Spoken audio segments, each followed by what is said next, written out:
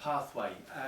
Probably before that, probably I would say 6 months before that, a tender came out for clubs to apply, and there was a criteria that the club had to meet to be able to become a talent development centre. And part of that criteria was the amount of access you could get to the hall. So what we've actually got now is, if you've seen the areas that we've got the main sports hall where we've got access to that 3.5 days a week. So we have access to that on a Wednesday evening, a Friday evening, a Saturday afternoon, and all day Sunday.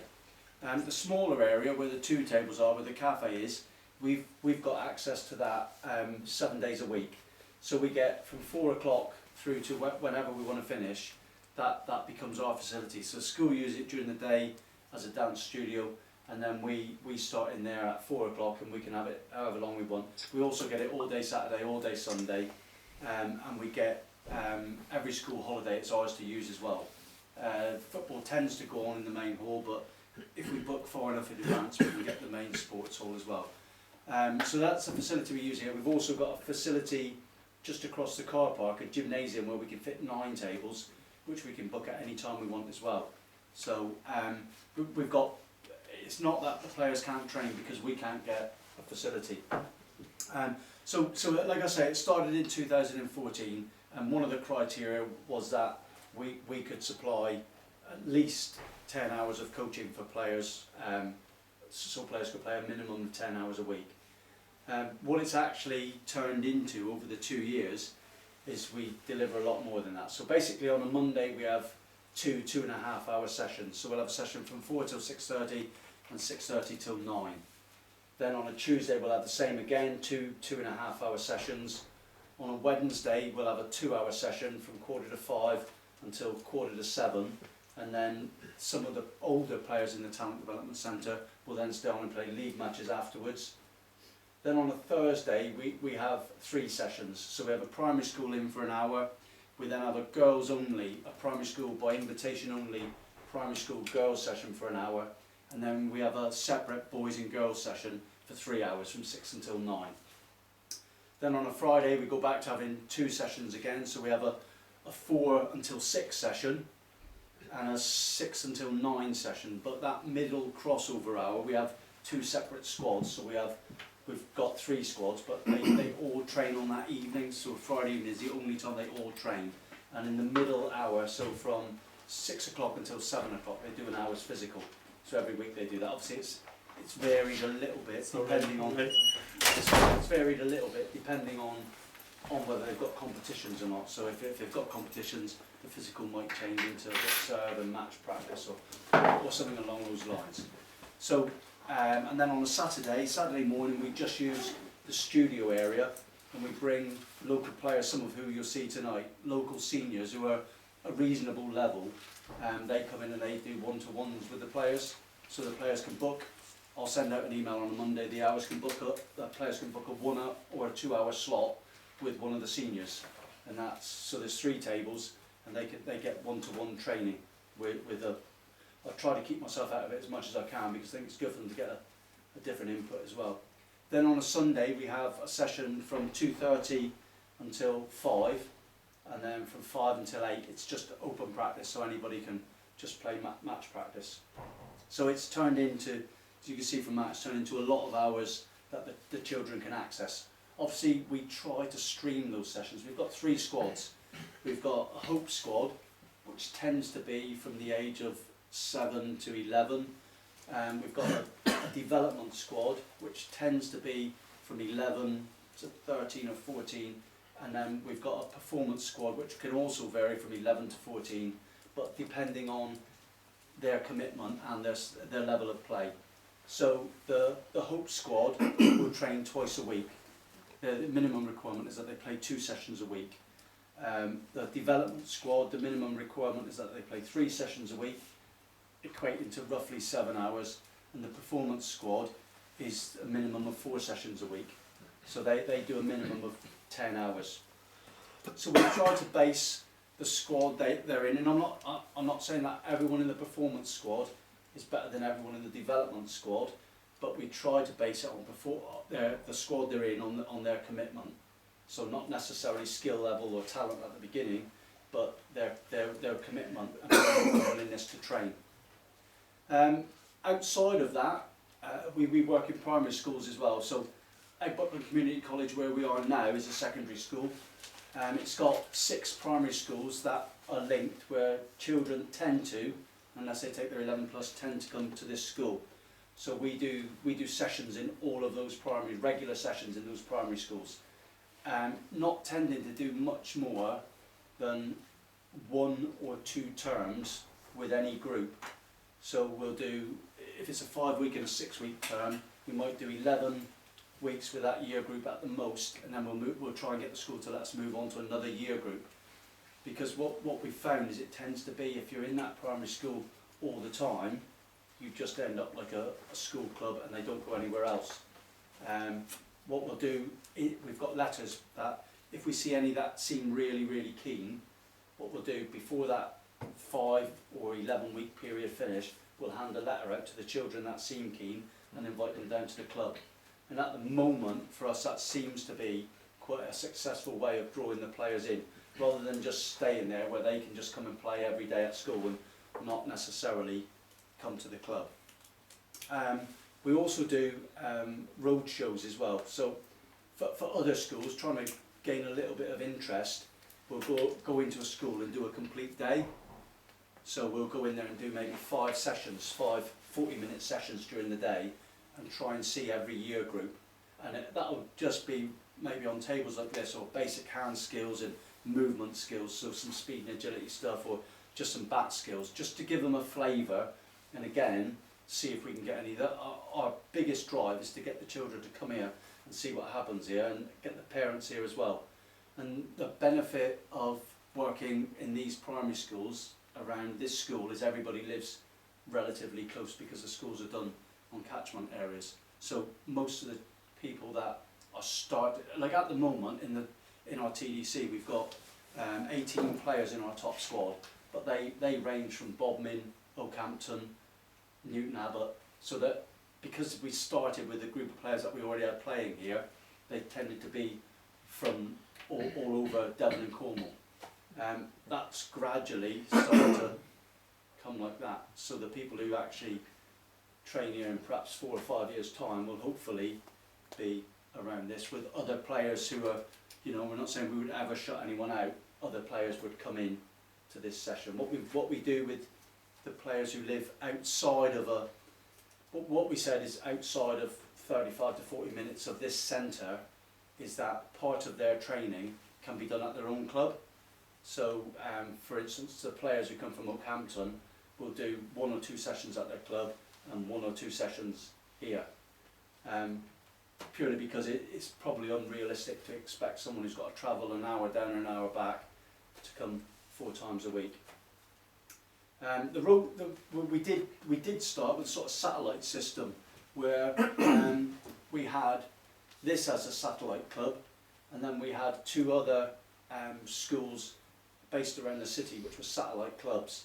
So there was 2 hours of table tennis delivered at those schools, 1 day a week, so on a Monday and a Tuesday I think it was. And at that secondary school, what we did there is we went around to all the primary schools, did a road show at the primary schools. A coach went in and allowed the children from that school to play for an hour straight after school, so they could just come and play for free. And then the second hour, we tried to get the primary school children around that school, trying to sort of work in circles to bring them in to that school as their initial point for table tennis. It sort of worked to a level. We've got a couple of players now that are from the other side of the city that actually come across regularly now. But it was a lot of time invested to probably get a couple of players that actually bought in and come and train here. So that's our setup. That's how we try and find new players. As far as the training for the TDC goes, what we try and have there is because I'm seeing players at different sessions, so I might get one group that do Monday, a slightly different group that do Tuesday, so another group that do Thursday, and they're mixed, so they're not all at the same, it's not the same group at every session. So what I've tried to do to make sure we cover everything is we have a a weekly plan of what we're going to work on. So we'll focus on one thing each week. So it may be switching, it may be touch play, it might be serve and open up, but we'll have a focus for each week. And I try to sort of periodise that the consistency stuff and the blocking and the more general technical work is done when there's no competitions, and then going into serve and return and more technical aspects when it's coming towards competition time. Obviously, because of the ranges of ability we've got, those competitions can be every weekend. You know, so we might be going to a 1-star with some young ones on one weekend, a 4-star the next weekend, the National Cup or the Nationals another weekend. So it is difficult to manage it, but it's a sort of thing that you can't. I don't feel I can go straight in and say, right, you're all going to go to that session, you're all going to go to that session, because when you get children coming here at 9 or 10, they've probably got other commitments as well, swimming or football or diving, or they've got other commitments. And I think if we try to be too rigid, we might lose them totally. So we try and nurture them and try and gradually ease them in to more sessions. So that's basically how I feel I run it.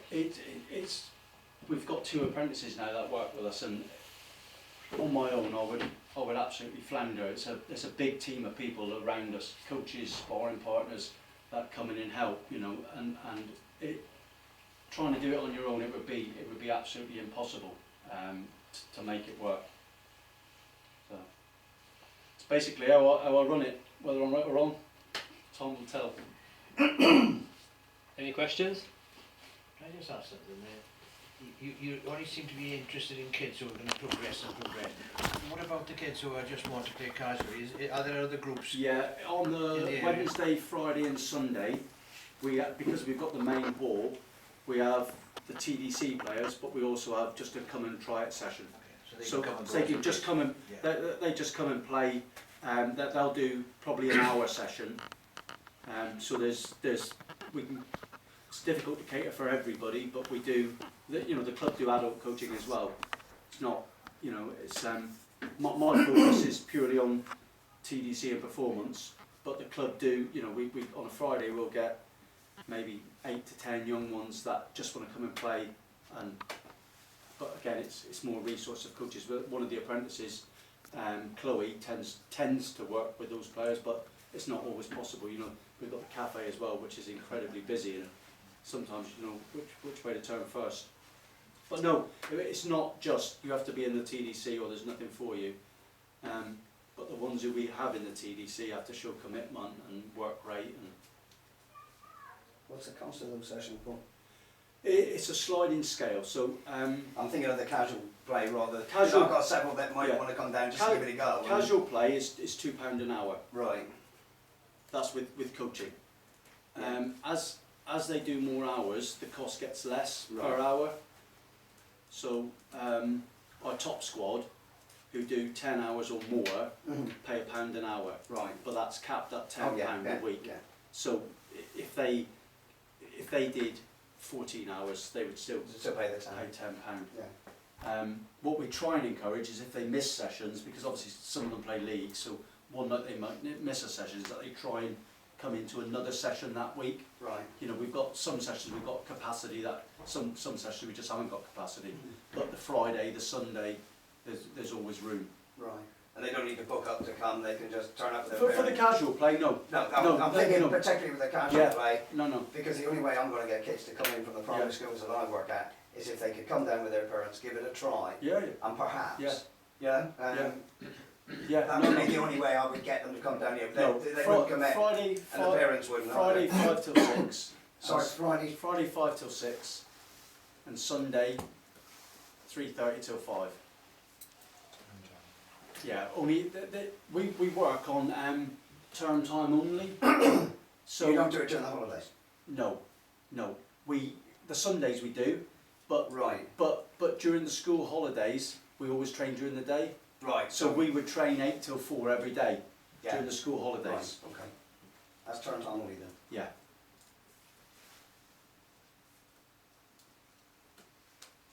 And what we've tried to do is set that with the payments, the the parents pay direct debits for their sessions. Right. So we agree what they're going to do throughout the year, and there's 40 weeks in a school year Right. of actually when they're at school. So it gets divided over the 40 weeks, Right. and they pay. But for the casual play, they can just casual turn up. pay, just It- pay pay on the as they day. turn up. Yeah. Okay. It just for us financially. Oh yeah. For us yeah. financially, to You think need some we sort of need commitment. two From, apprentices. We need a coach yeah. for the club. yeah. You know, you get your head around what Yeah.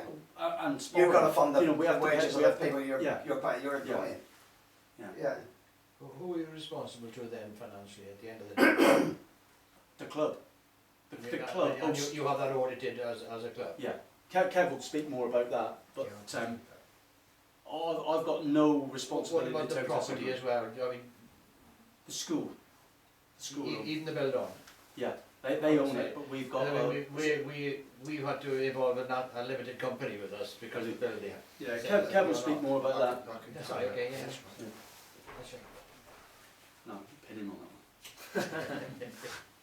Anything to do with money, Kev's your man. Any other questions? I had maybe rather basically. I was interested in what you said about boys and girls at the younger age. So I just started coaching in a after-school club at secondary school, and naively I thought initially I would have boys and girls. Happy to coach that. And what I learned was it's become a boys' club basically, and in a limited space. And I said, well, we could invite girls along, but I've come to realise that to make it work, I think we're going to have some kind of separate provision, at least at some stage. I mean, is that sounds to be consistent with what We only have 2 sessions a week that they're split out.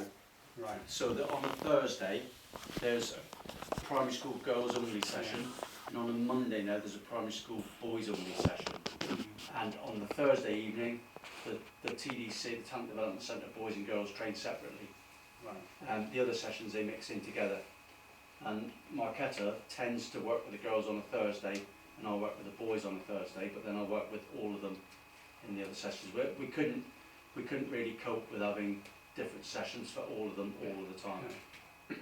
So is that when they get to maybe I misunderstood what you were saying, is that when they get to the stage when they're starting to develop a bit as players, or No, initially, if we go into a primary school and we want to invite a girl to a session, the first session she'll come to, if she wants to come to a girls only session, will be Thursday, but she can come to the Wednesday, Friday or Sunday.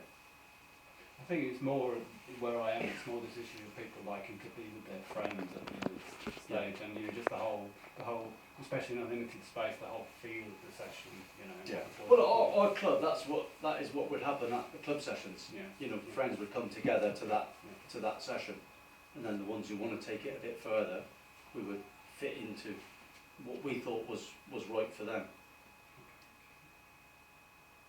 Anything else? For me, how do you access the primary schools?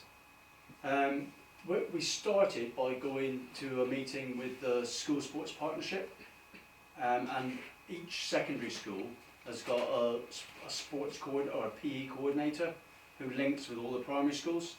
So I work with the PE coordinator from this school, who actually she'll bring primary schools in for festivals, but it's her job to help get PE delivered in the primary schools. So she is my initial contact with the primary school. So when you go into the primary schools, who coaches then? Is that you or one of your volunteers? No, me. You? Me. Yeah, I do. Dom Sussex does one primary school. I do 4, and I get a volunteer who comes in with me at one of the schools, which hopefully she'll take over and run. It's my intention that I don't do as much in the primary schools, but at the moment we haven't got the capacity that we can just have coaches just doing that. Hopefully next year it might be a little bit different, and at the moment one of the schools I do for free, and we've managed to get the other schools to buy our time. Do you do any sessions for teachers who want to learn a little bit about coaching?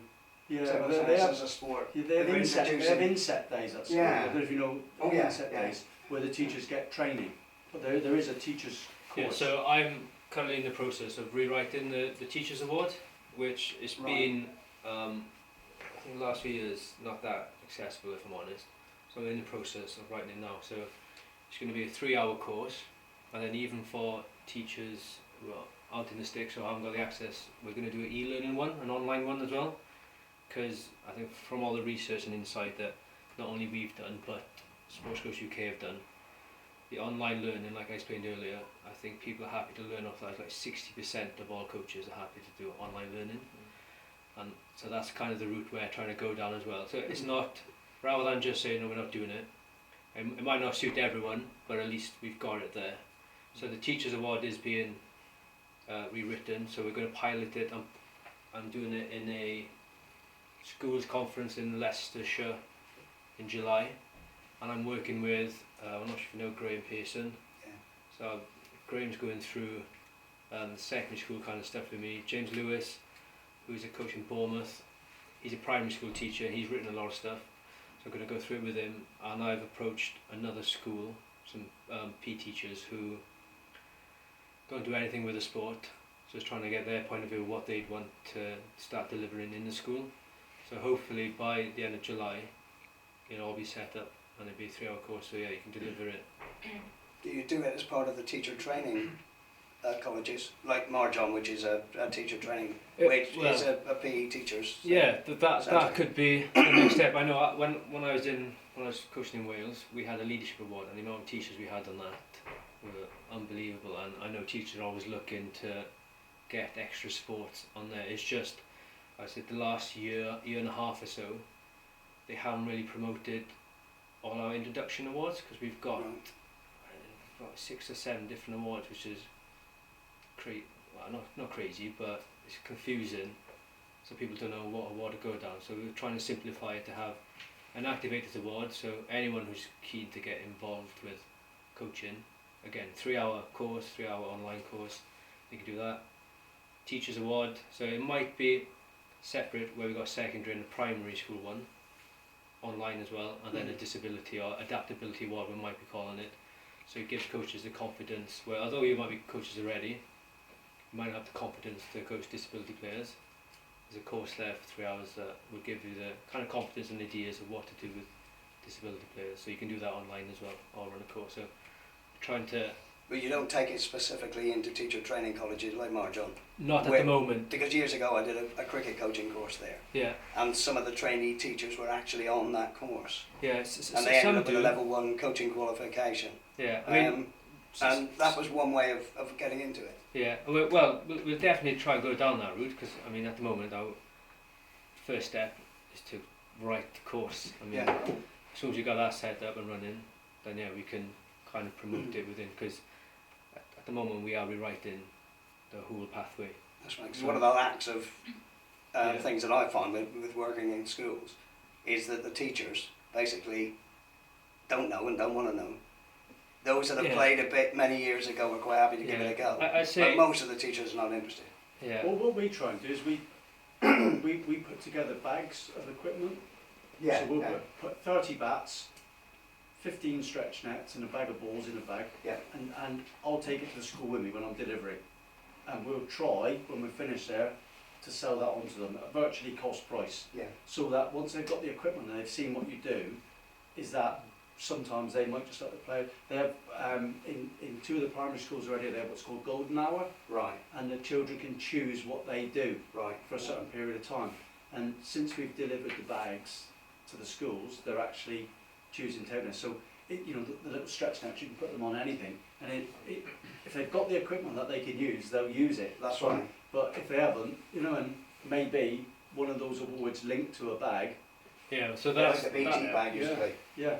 Yeah, well, that's the route we're going down. I know a few people are trying to, a few companies are trying to put together bags. I know Table England in the schools department have put together some packages that you can buy with tables, even the IPP packs, and bats and balls.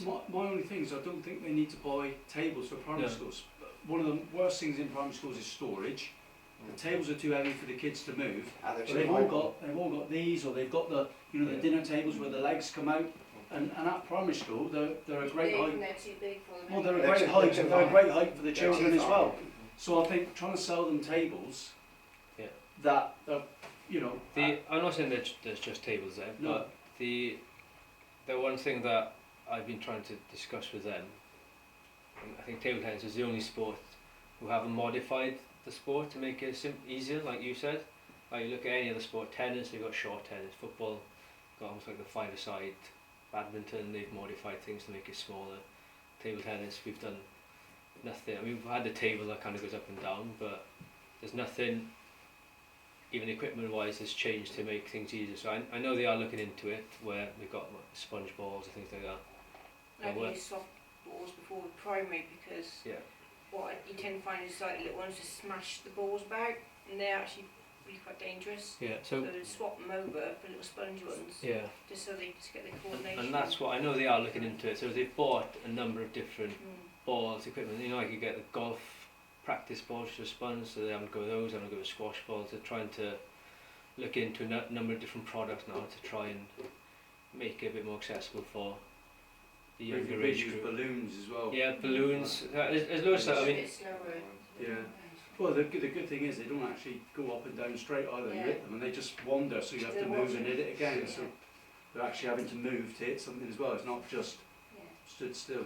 So again, there's if you. Well, I was talking about YouTube earlier, but French table tennis, they've set up exactly what you kind of spoke about, even from ages to like 3 to 7, 7 to 9, and they sell a number of different packages. So they got balloons, and if you do search on YouTube, obviously it's a bit of hassle because it's in French, but I can't remember what school is in French, but tennis table, I can't remember what school is in French, but the amount of videos that come up of coaches doing stuff with younger kids and how they do it. You know, even we put where you've got a hard floor, put 2 hoops on the floor, and I hit to the far hoop and you hit back, so they're using a hoop, and the rally doesn't break down because if it misses the hoop, they can still hit it back. You know, so those sorts of ideas in a teacher's sort of program that you're going to get teachers to deliver. Yeah. So when I spoke about it now, but like those kind of ideas, so we'll try and go through some of those later, but hopefully by the end of next year, because we'll have a lot of these competitions and stuff going on,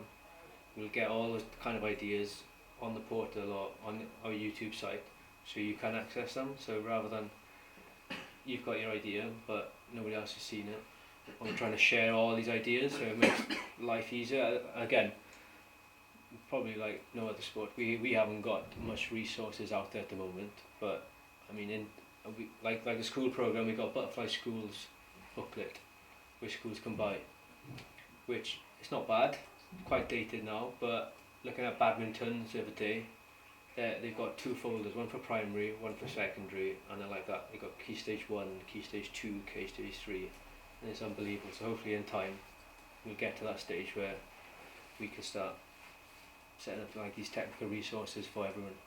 So I think the one thing that, especially with schools, I'm not sure that too many schools are not keen to have table tennis. I just don't think they've got the confidence to deliver table tennis. And I've got, I work in a secondary at the moment, and it took me 2 years to get them to put it on the PE curriculum, and it's actually on the curriculum now, and that's, I kind of think, where it needs to go with the teachers. Yeah, which it is working because they've got it scheduled on, you know, netball and then table tennis, and that's now on the curriculum. Yeah, and that's what we're trying to push now. It took me a long time to get it to get on there. I think, and again, I think personally, I say a lot of it's down to confidence, because I mean I wouldn't like to deliver something I don't know anything about, and that's what we're trying to get out there now, an easy accessible course that they can go on, give them the confidence to go so out. anything teachers haven't got is an actual course, so I don't actually know whether they're coaching the same way that I would. Yeah. Which is not a problem. Yeah. I'd say. But they're getting them to play. Yeah, exactly, and that's the main thing. And then if we know there's a club nearby, it's a potential route out. Yeah. It's just getting started. So I mean, teachers at the course, looking at the previous course, they give them so much information that there's stuff about lesson planning, child protection. Well, they know all that. They just need to know, and from the research we've done, they want to know a bit on technical stuff, a bit on games, and a bit on how to set up tournaments, and that's all they need to know. And that's all they want to know, because they teach other sports. There's no doubt they know how to deliver and all that stuff. So we're trying to simplify it, and hopefully give it a few months, we'll have something set up, or we will have something set up. One thing that Paul and I learned in the early stages was bouncing off teachers. classroom management. I think that's a massive thing to be able to try to learn as a coach, especially if you start going into the schools, is gaining that knowledge of how to manage a large group of children. And that's where the teachers kick in. You know, I remember our first ever session here, we were sort of 30, 60 children, thinking we had all the tables out, but we didn't really know. We knew how to coach table tennis, but we We're didn't over know. 8 or 12. We didn't really know what to do in the classroom environment to simplify and to also control.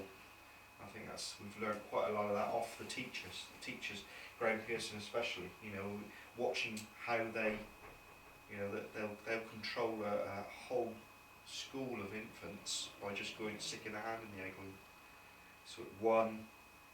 If it sort of gets to 3, then pretty much they're in trouble.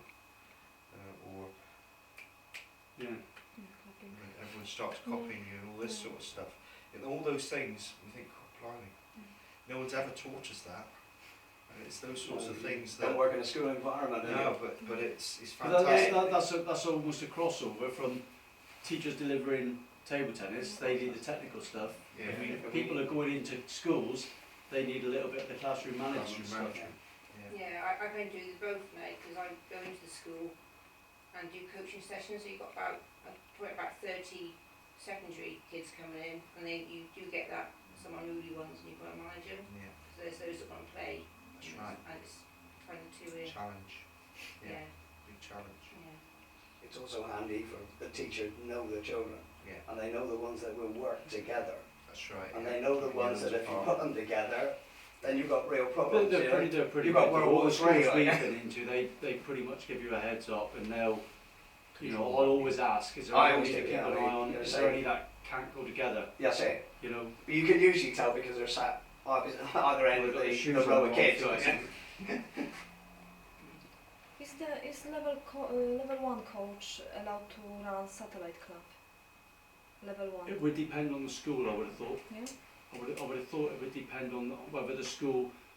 Sometimes they'll want if they're licensed, and I think the manual says if they're working from the technical resource, then For they can. example, coach level 2 can prepare the session I plan. had this discussion. with the school sports partnership when I went to the very first meeting just after the TDC started up, and I said to them that I didn't think that they needed a level 2 coach to go into schools, because at the moment the only difference between our level 1 is you do an individual profile on a player, where you're not going to need that in a primary school or a secondary school, and also more advanced serve and return, and a little bit on physiology and psychology.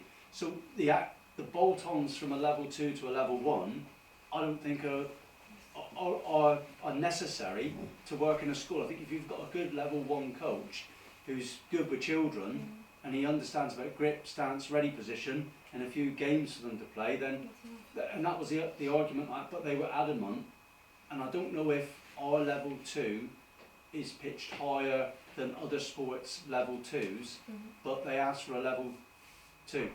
But I'm sure if you, the coach that works with me in the primary school is a level 1. She comes and volunteers with me, and I think once the school get used to her and knowing that she can deliver as well, then I don't think there'll be an issue. Does it not come out from ETT or TTE now that to take a group you must be level 2, to be in charge of a group? No, Well, whether that applies in schools or not, I think it says, I No, think that was because in the that level 1. that was a ruling at one You have to stage. be it's not, supervised no. by. No. Level 1 have to be supervised by another Well, coach. that's what it's supposed to be, but I thought it said on there that Yeah, it's if changed you're now, so working from the even if you're a technical level manual, 1, even if you're a level 1, you can coach alone. if you're working from the technical manual, and it says, is that Yeah, what it I says? think so, yeah. But again, so level 1 and level 2 will be changing, and I think it's not set in stone yet, but kind of the option we're going at for is level 1 is going to be a session coach, so you can still coach on your own as a session coach. Level 2 will be a lead coach, level 3 head coach, level 4 will be a lead coach. So there will be almost titles next to the courses It's almost now, what but they had, Ken, wasn't it? Years ago, club coach, and years ago the structure was I was told this something like 12 months ago, where one of my coaches not refused, but said she couldn't do it because she'd been told not to because she wasn't a level 2 at the time. There's been a lot of, I think because of other sports as well, there's been a lot of confusion about it, but because it's like, everywhere I kind of go, it's the same. Can I Same be talk. big-headed a minute now? That you're all having problems in schools, and I've been working in schools now for 20 odd years. Once you establish a group in a school, it becomes so much easier to handle it. I accept what you're saying when you first go into schools, and you've got to be shown who's doing what and who's the troublemakers and what have you. But once you've got an established group, it tends then to go from year to year that they come in on a more controlled pattern. So I don't have, apart from one school which is a difficult school in Middlesbrough, all the other schools I have no trouble at all with discipline. I don't have, except in one, I don't have a teacher in with me at all. I don't particularly want a teacher in with me at all, and I have no problem whatsoever. And if there's any row or anything goes wrong, the headmaster immediately steps in and a child is taken out. And that's not happened for at least 12 months. So there is a future to it if you can establish a progressive program, and then next year comes along and you have an extra 6 kids in from that, and then you lose those 6, and then the next lot come in, and the discipline level promotes itself, and it just runs on, and it becomes a lot easier. I can understand what you're saying. First off, it's a problem. Yeah, I agree with It's a that. problem when you, like you say, but if you, like I did a couple of weeks ago, I went in and I worked with 150 children in 5 different classes throughout the day. And obviously you don't get to know those children, and that's where you need the support of the teachers to actually put you right when it comes. In fact, I always say to the teachers, you put them into teams, you put them into groups, you put them into pairings, because you know them and you know the group dynamics. But if you're then able to set the parameters, then Oh you say, yeah, this is the line we're working in, we're not going outside it, then you we do. you But you become still able need to know the kids. Yes, absolutely. No argument at all. Sorry, I'm No, different, No, I'd agree with that. different local areas. No, I'd agree with that, because I mean, some of the primary schools I go into, I've been in for 8 years, and you do progress from year to year. You lose some, you gain some, but the core remains the same. You don't always lose the whole group. No. You lose half of them You at use year 6 the to year sixes. 7, and the That's right. next little half come in, But but that, you've already got... the group that progresses with some leaving and some entering, yes, I agree with that.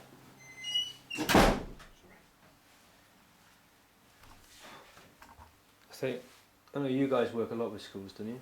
Yes. It'd be quite interesting to know what you guys do. Could you do some? On Mondays, I think the most important thing is to find a good contact in the school who are very keen to table tennis.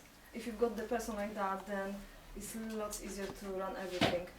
And I ran lots of Sportivate project. I don't know that you did that from Active Devon. That's like something. It's like 8 weeks program for girls. I did that. I find that easier if for example, players will pay £1 per session. Like, for example, they gave me like check £8 for the 8th session. That was lots easier to run this group when they paid for it. I just one times I ran for free, and I find out 3 session they came to the session, then 5 session they didn't come. When next time, when I ran was like they all paid from the start. £1 per session, and 8 session was full. That was like, it's sometimes better just charge them £1 that they will come back anyway. Then I ran free Sportivate. Then at the moment I run the satellite club in sport school, which is very successful. But it's not easy also because the children are like 12, 13 years old, boys, a little mess, but they coming for play ping pong, and then I picking good players to the main club, which is like 3:30 to 4:30. I run the ping pong session. I call that ping pong. Then from 5 to 6, the talented children from this group can join another session, and then from this time, from 5 to 6, I pick up children to the hub, to the main club. Also, It's independent from the school, you know, because Joanna is working like the main venue. We've got in a beautiful school, beautiful venue, and everything, and it's not working that in Tokyo Academy. Because we've got like 2 venues in Payton community that are very keen to table tennis. Is And that it's Gareth? lots easier. Is that Gareth? Yeah, it's Gareth. Paynton. No, No, Gareth is the Turkey Academy is Gareth. That's but why we just that's moved why down. he won't start in Turkey Yeah. the same what I do in Paynton. Yeah. But In Peyton, they've got like lots outside. they've got outdoor tables, indoor tables, but also I started at school last year, and the school just saw how quick progress we did with children, Yeah. like Paul C, like Herbie Brandon, and now they are so keen because They just see- play, from the. I I think think they- schools are the way, you know, if clubs are based at schools. I know Sydenham's based at a school, isn't it? Attached to school. Yeah, and I think, you know, for us here, we've had so much, with players from this school have done so well that we only really started working with when they came to this school, when the school's gone through to national finals. It gives a good news story for the school, and then the school are keen to have us here, because at the end of the day we've got quite a robust community use agreement with the school, but a change of principle, well, they've just had a change of director of PE. So Graham Pearson, who was the director of PE, was a table tennis player. That was our initial draw to come here. They had 30 odd tables here already. But they had a change of director of PE, and that had an instant impact on the amount of children that were coming to the satellite club here. When Graham was here, we would get 30 kids every Friday. Now he's gone, we get 4 or 5. Because we don't get I access. have to come down here and watch you more often, because we're attached to a school, and until very recently we've had nothing from the school whatsoever. Nothing. Well, I honestly think ours might go that way, because the main PE staff now aren't particularly interested in table tennis, but the principal is really interested in table tennis. But when she goes, if we get someone else in who's rugby or football or cricket, and he thinks table tennis, or if he was badminton, it would be even worse for us. You know, if he said that hall's going to be, there's 4 badminton courts in there, we're going to have a badminton club every night, we would be in stuck, really. You know, the godsend we've got is that is ours for the next 99 years or whatever the lease is. That studio area is ours every night. And Paul, when you link with the primary school, what time is it the session you've got? Is it after No, school it club? varies. Or is it, Some are in curriculum time. is it So I do 4 sessions during the school's day, and 1 I do straight after school before I come to my sessions here. And also, Paul, I have to agree with you that the best way is to run like 6 weeks session for 1 year and then change. That the children got some challenge, and Yeah. and also what the head P did, they invite the children. They just show them that they are very special. They've got invitation for this session, and he just, for example, invite about 15 children, but really I needed 12. But also, Well, the that's session is almost open. what we did, Joe. You know that Devon Schools? yes. The Devon Schools event this year grew out of all proportion.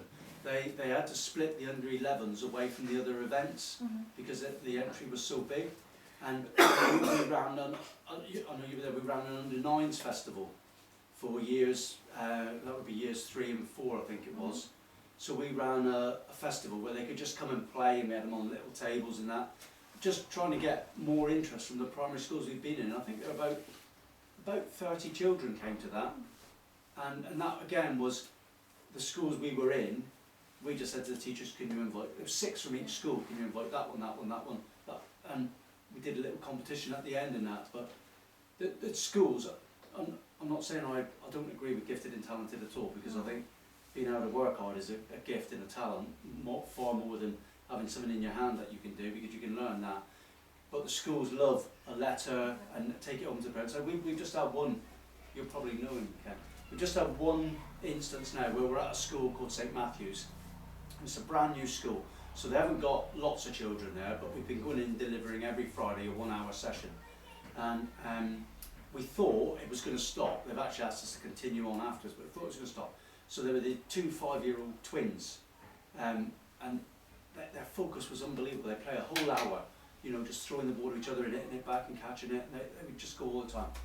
So Dong, the apprentice that works for us, gave these twin boys, plus 2 others, an invite to come to the club.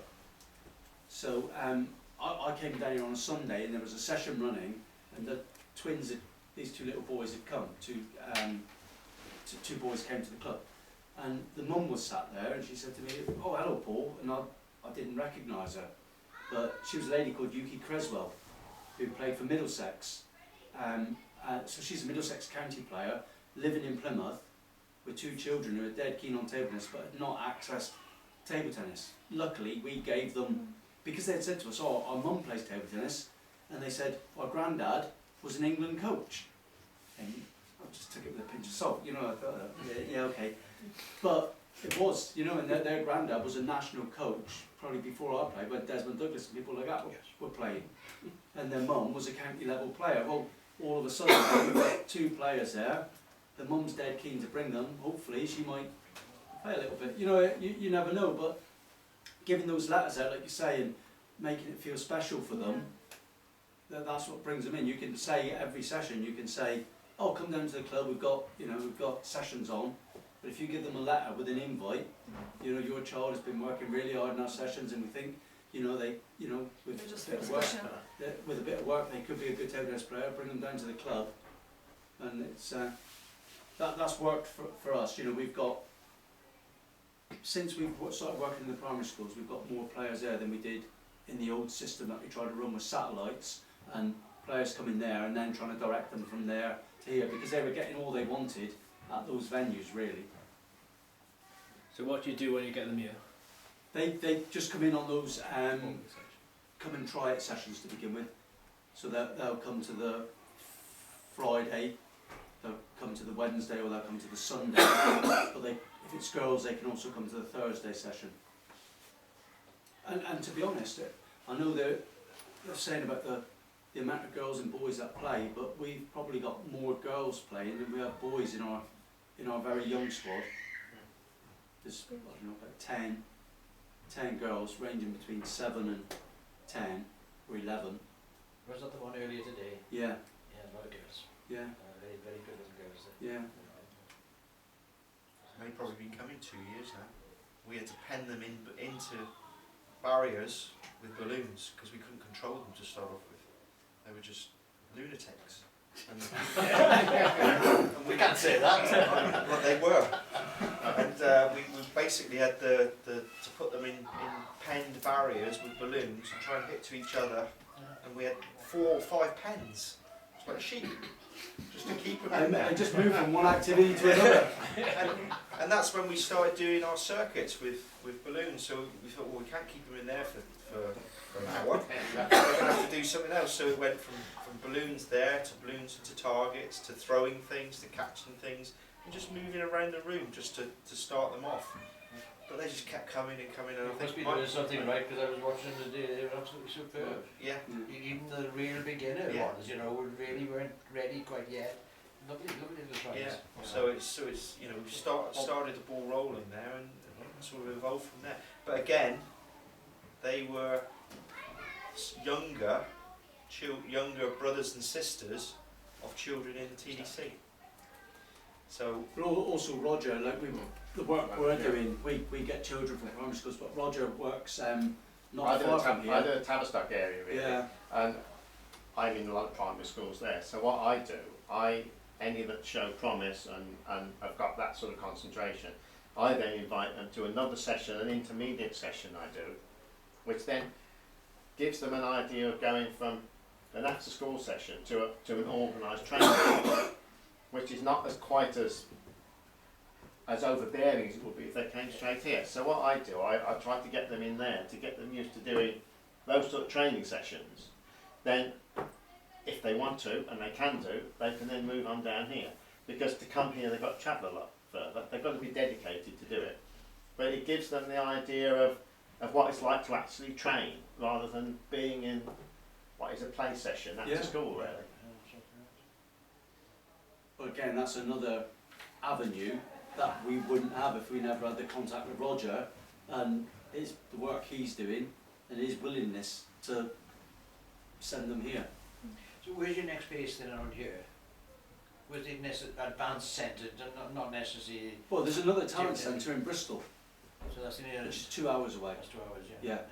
But Chris and Joe are you 40 minutes from us? Yeah, That's probably the next club that is doing any That's real, towards painting. that's doing Yeah, talking. real development work with not children. Yeah. Yeah, at a structured level, if you know what I mean. There's probably lots of Yeah, stuff yeah, going on, but at a but sport structured. clubs don't want kids normally, No, because they want the and the adults want Oakhampton practice, has they got want- its own table tennis, a really nice table tennis centre as well. Where's that, sorry? Oakhampton, Okay, yeah. which yeah, is yeah, across yeah, we Dartmoor. did British League and all Yeah, that. yeah. Yeah. That's another thing I do in the evening clubs I do. I usually run a junior session for probably an hour before the senior session.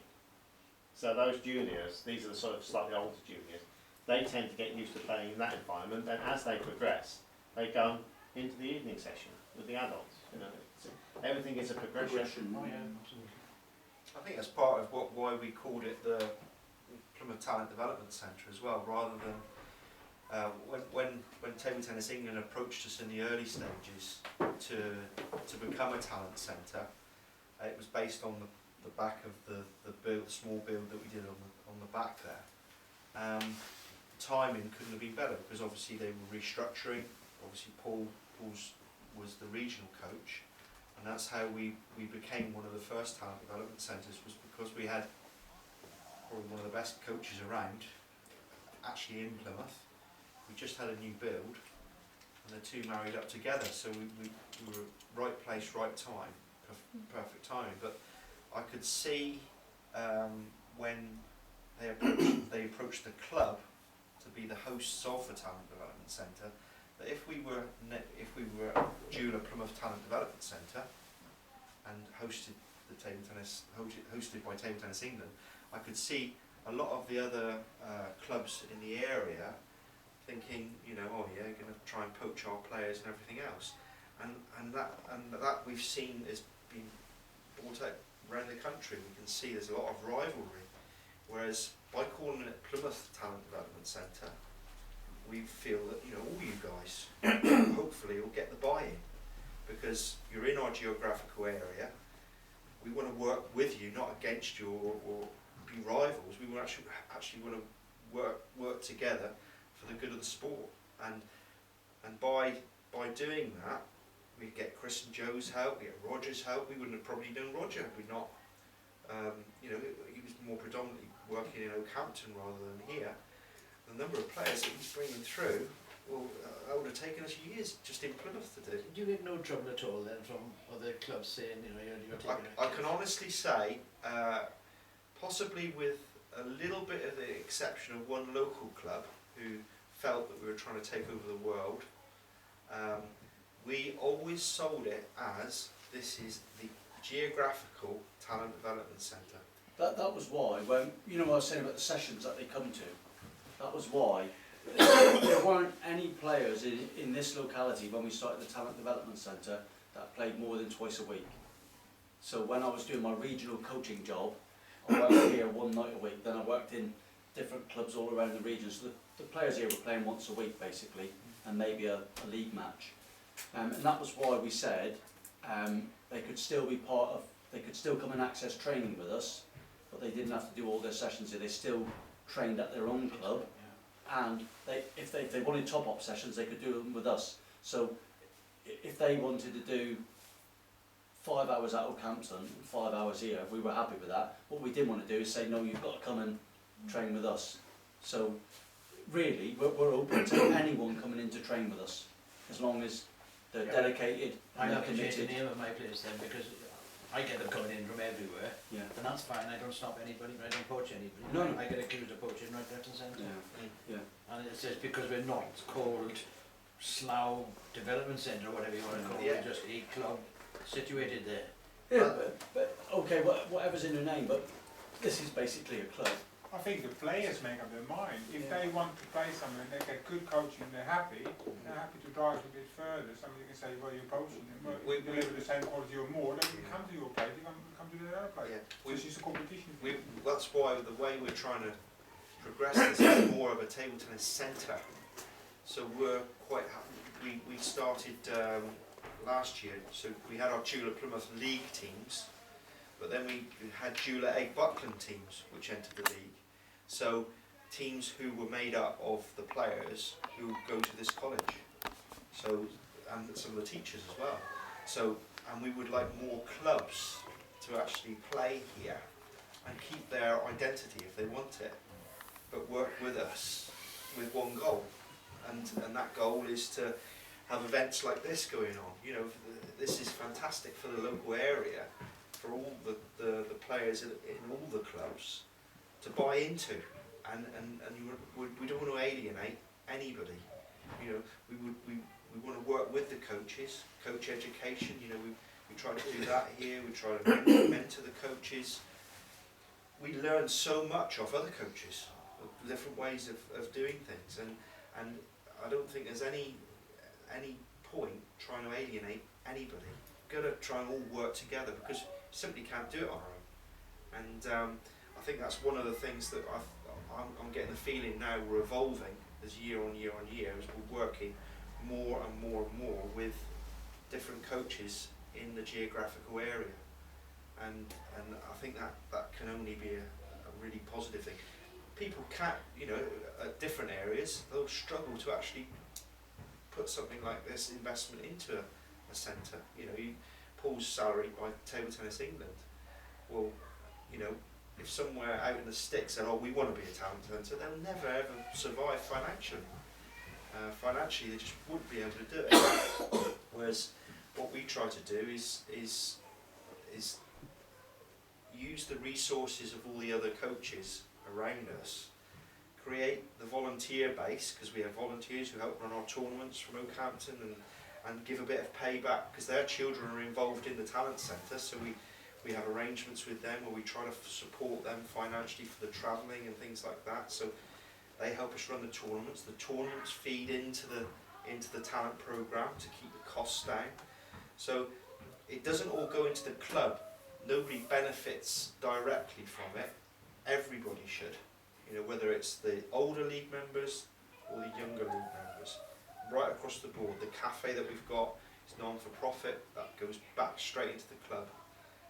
Any sort of fundraising, any sort of money that we can raise from tournaments, from National Junior League, from all the other things, all goes back into taking a minibus away to the tournaments, assisting some parents who can't afford for their children to do certain things.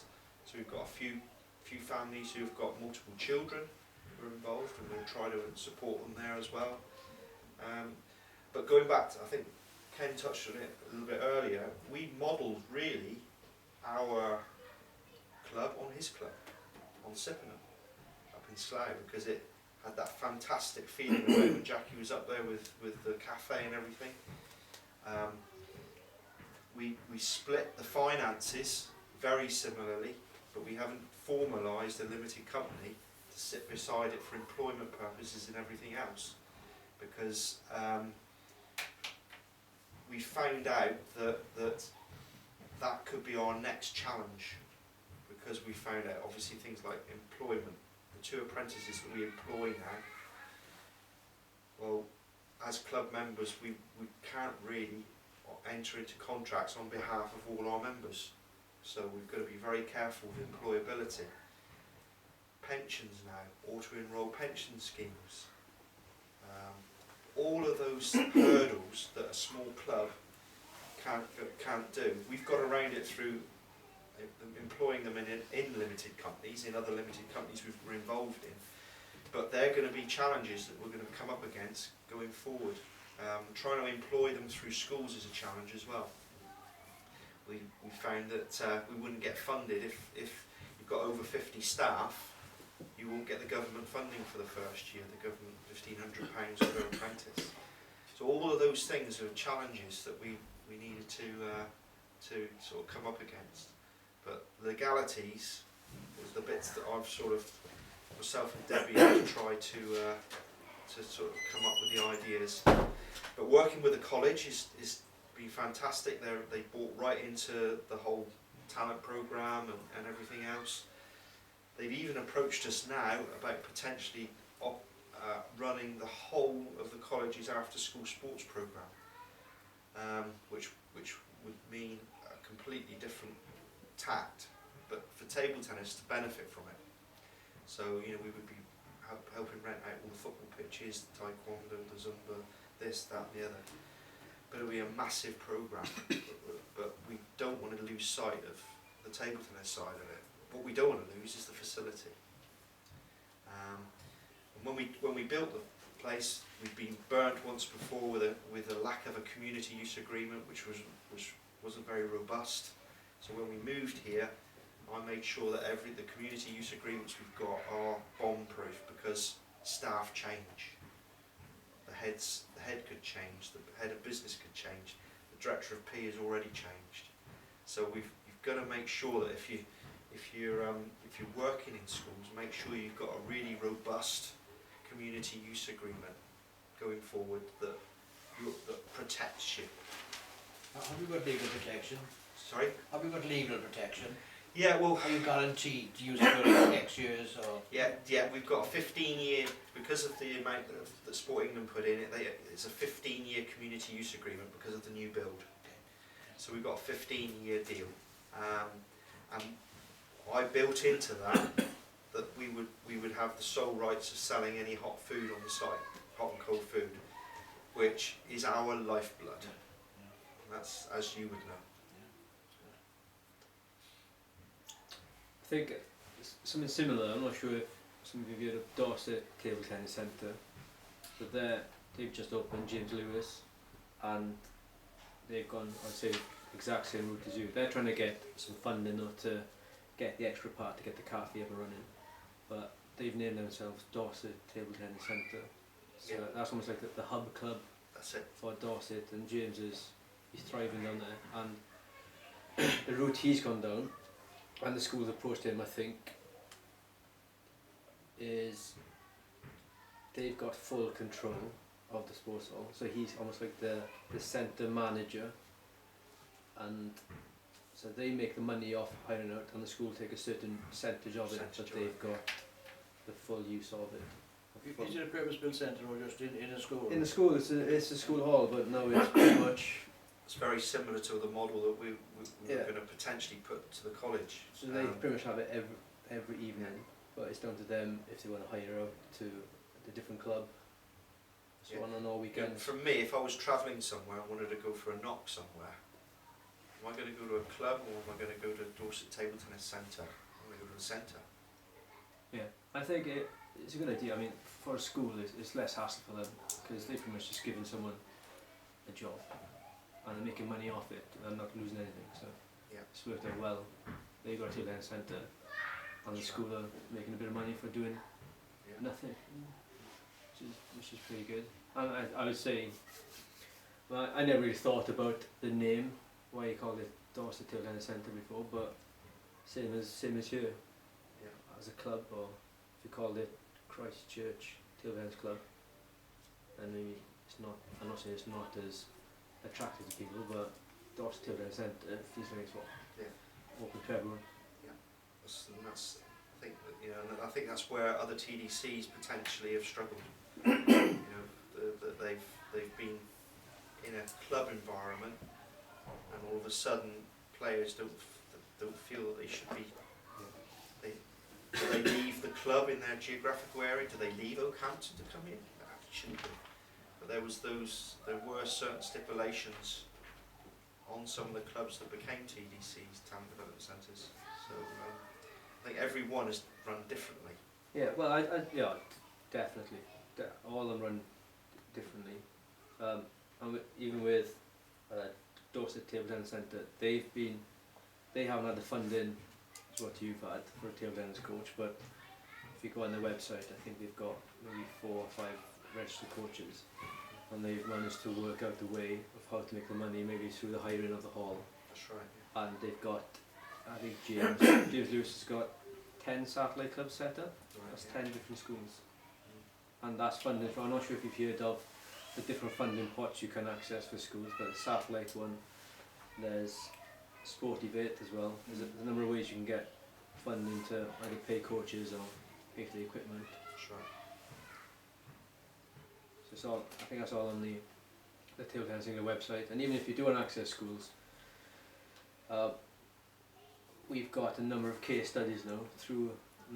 So if you want some evidence to go into school of how table tennis works, feel free to get in touch, and I'm sure I can find a case study especially recently, of a number of different schools that we've been in. They've done a case study on the events is thriving in our school. So if you need any support or anything, get in touch. Question?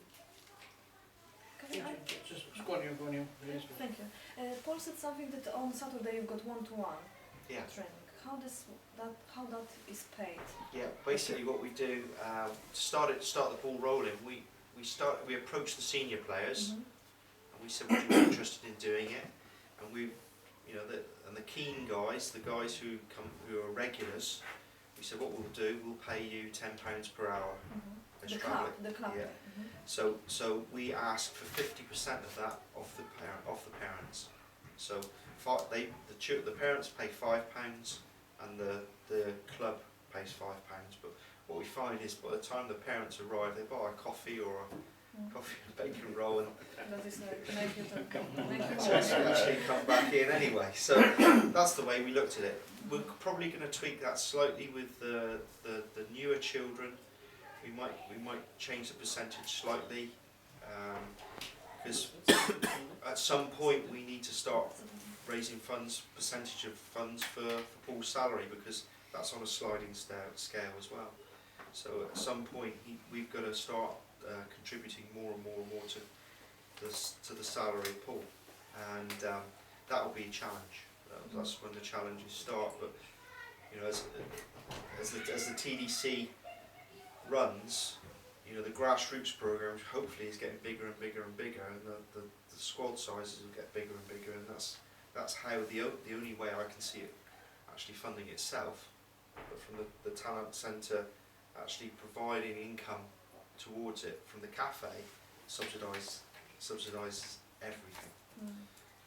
But yeah, the one-to-ones, that's how we do it. We give 50% contribution. So. But the player, the senior one, he has to be self-employed, or? Yeah, he should be. You should check that on your website. You meant to check that on the website. We've told them if they don't want to register as self-employed, we will pay their travel expenses. That's what we work on all the time. I was just going to say, if you're in smaller clubs, don't think because of the professional setup here that you haven't got a chance. The Sydenham setup is a purpose-built table centre paid for from lottery funding, the building of it, but the club is run on a very amateur basis. Yeah. And we do not pay, any coach receives not a penny. They've all been offered travel expenses and none of them have claimed a penny. This is in 20 years this way we've been up and running. The club has now got about £80,000 in the bank. We own the property, so the school can't check us out. We've got a 99-year, whatever the word is, to stay on that site, so they can't move us. But we are still an amateur club run by volunteers. So you know, if you're in a smaller club, don't think you're out of it because these big. I think you've got a magic setup here, absolutely marvellous, very well organised. But there is room for. Sydenham started off as quite a 60-member club. And because they had the guts at the time, and I wasn't involved in the process of this, but to go in and get a lottery fund of over £250,000, and you build it. Okay. And then the problem becomes you need the people to look after it, and you haven't got the money to pay them. You haven't got the table tennising or ETT then to pay anybody, and it's been run like that and well managed with say best part of £100,000. Yeah, the team behind Paul. I mean, Paul goes well in excess of what he should do. You know, he probably does about 60 hours a week, life and soul. Debbie's got a full-time job. She runs the cafe. Volunteers every night of the week. She's here 7 days a week with Jan as well. Myself, I try to stay to the business side, but dive in where I need to dive in. You know, so the administration, whether it's the cafe, whether it's coaching sessions, whatever it is, I've tried to remove myself from the front line and then sit behind, and then dive in where I'm needed. And it seems to work, but we're finding we're getting more and more volunteers now from the parents because it's a comfortable place to be. Having that comfort of parents not just dropping them off but staying there, all of a sudden you get to know the parents get to know you, then they start helping, they sweep up after the tournaments, they're putting tables away. Next time they're in the cafe helping run it, and it just evolves from there, and then you get your volunteer base. The volunteer base just seems to come through from that, and not losing sight of the older children as well, and the people tonight, the benefit that they'll get out of playing these matches tonight. You know, it's magic as far as we're concerned, because they get lost a little bit. Some of the club players, they still have a good standard. They don't do lots of tournaments now, but when something like this happens, we try to really, you know, build it up, and hopefully they appreciate, you know, that they're part of something. That's. Are they going to be part of the coaching setup? Are they going to get opportunities to actually coach and to go into schools as they get older and whatever? Because what's going to happen in a few years' time, I can see, is when we all that's right. get too old to coach, but and we hopefully give up schools and what have you. Where's the next who's going to batch? fill the vacuum? Yeah, you know, Paul's knocking on 60, 65. He's going to retire. I don't know. You know, but that's our next challenges. You know, that's what you've got to be looking at. It's not next year or the year after, 5 years from now. And that's why, you know, apprenticeships are quite important. You know, people like Chloe, who's been helping us in the administration side and things like that. That they start to learn little pockets. They enjoy it, and they you know. You've got a niche there for each one. We've tried younger coaches. They don't necessarily work, because all of a sudden they're moving away to uni and they get married and they get jobs. So you just insulted me now. If he's over the 60, I'm nearly 90. You know, not quite. No, You know, so you're saying now I'm too old to be doing it. Thanks a bundle. No, but that's, you know, we all need Kens, we all need Rogers, we all need Chris and Joes, we need everybody, and the thing is, it's how you repay them. That's the difficult bit, because they get lost a lot of the time. You know, it's whether it's a cup of tea or a coffee or a meal, whatever it is. Hopefully they appreciate that. You repeat, We'd love to give they've them been more. seeing these kids coming on, progressing, That's it. even the ones who Part, and then all part of that whole development program, and that's hopefully that ends up putting an England shirt on, and then they win national titles and they're playing world championships and things like that. So, and that's obviously our ultimate aim. So it'd be like a junior citizenship award.